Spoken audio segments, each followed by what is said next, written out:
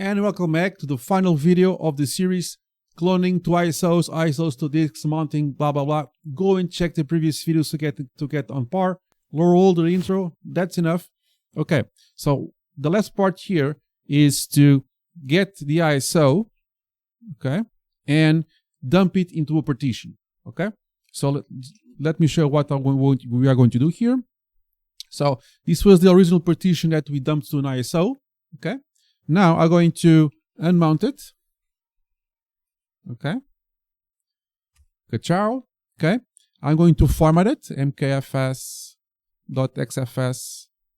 and it's going to be /dev/la-di-da-di-da. It's going to tell me it's already formatted, which we know. There it is, formatted. Now I'm going to remount it just to prove to you guys that it's empty now, because of course I have just formatted it. But what I'm going to do here is I'm going to unmount it, and I'm going to dump this ISO to the partition where it came from. So you can do this without any combination. So you know what we're going to do here. dd ef equals, let's give the full path because I'm just OCD with that. So root nvme ISO, and I'm going to specify where can I copy paste. I can copy paste this because it's the reference, and you hit enter. Oh, I forgot the OF. Okay, so my input file is the ISO, the output file is a partition. This should take this should not take too much time because it's a 1 GB file / partition. So I'm just dumping the ISO to the partition. Okay, hopefully this goes as expected. Now my partition has the files there because I'm just dumping the file system that I previously backed up to an ISO back to the partition. I'm doing this one-to-one. These are the original ISO to the original partition, but you don't have to do that. This is for me to be simpler for me. You can do any combination of things. You can take a dump from one and then dump it back to another disk. You are free to do whatever you like.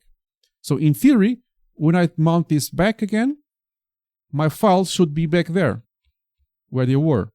So let's ls partition 1. There you have it. So what I did here, I just on my previous videos, I dumped the partition to an ISO. Then I did all the mounting and FS tabs, all of that good stuff. This last part, I took the ISO back to the partition.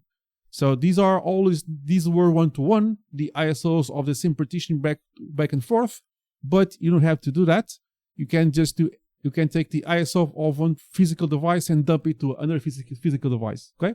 Of course, if you dump 1 GB, the destination will be 1 GB too. Okay. So if the source is 1 GB and destination is 4 GB, you lose space. It can be worked out, but that's for another video. Ideally, you dump 1 gig and dump to 1 gig. Now with cloud technologies, you can give the space of a disk wherever you want, so it's not really an issue.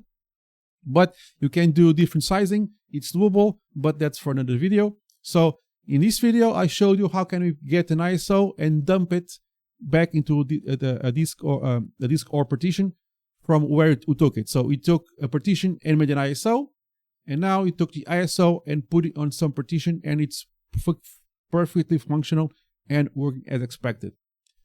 Ask in the comments below if you have any questions. Like, subscribe, and comment. It really helps. And I'll see you in the next one. Cheers, guys.